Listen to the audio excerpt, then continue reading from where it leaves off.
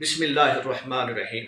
اسی طرح ایک صاحب نے ہمارے دارالافتاء میں یہ مسئلہ پوچھا ہے، اسی طرح گروپ کے اندر بھی یہ سوال پوچھا گیا ہے کہ نماز فجر کے بعد چاشت کے وقت ایک شخص کو علم ہوا کہ اس نے کپڑوں کی طرف غور کیا تو اس کے کپڑے احتلام کی وجہ سے ناپاک تھے۔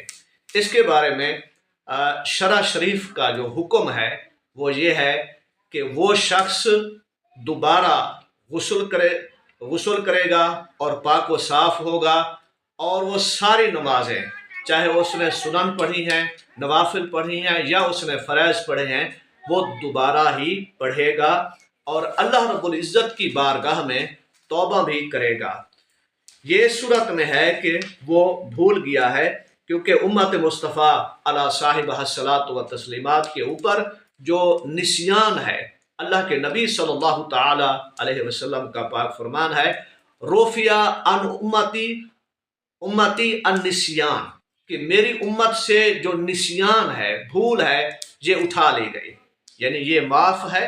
اس لیے بھولنے کی صورت میں اگر اس نے ایسا کیا کہ اس کو علم نہیں تھا، اس نے فجر بھی نماز پڑھی ہے، تہجد بھی پڑھی ہے، نوافل بھی پڑھے ہیں، چاشت اشراق بھی پڑھا ہے، اب اس کو یاد آئے کہ اس کے کپڑے جو ہیں ناپاک ہیں، لہٰذا ناپاک کپڑے اتارے گا اور غسل کرے گا۔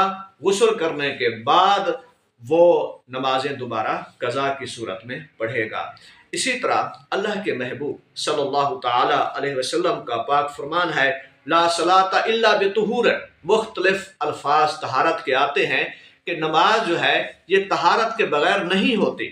اسی طرح ایک اور الفاظ حدیث مبارکہ میں ہے، لا صلاۃ، آقا کریم صلی اللہ تعالی علیہ وسلم نے فرمایا، لا صلاۃ الا بطہارت، الفاظ ایک ہیں، پہلے الفاظ لا صلاۃ الا بطہور، دوسری حدیث میں لا صلاۃ الا بطہارت کے الفاظ ہیں۔ طہور اور طہارت دونوں مصدر کے صیغے ہیں، اور دونوں کا جو معنی ہے، مفہوم ہے، وہ ایک جیسا ہے۔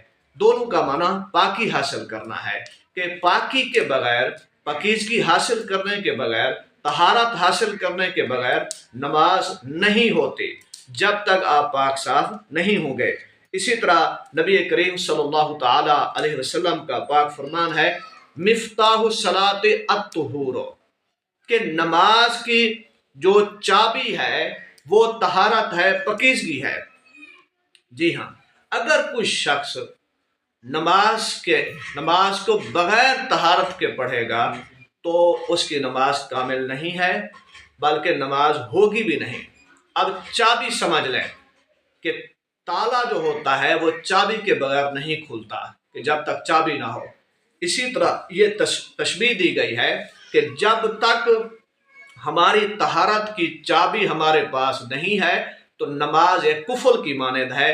قفل کہتے ہیں تالے کو، اور وہ قبولیت کے قفل میں ہے، کہ جب تک آپ کی طہارت کامل نہیں ہے تو نماز جو ہے وہ قفل کی طرح مقید ہے، قید ہے، بند ہے، قبولیت کے درجے پہ نہیں پہنچے گی۔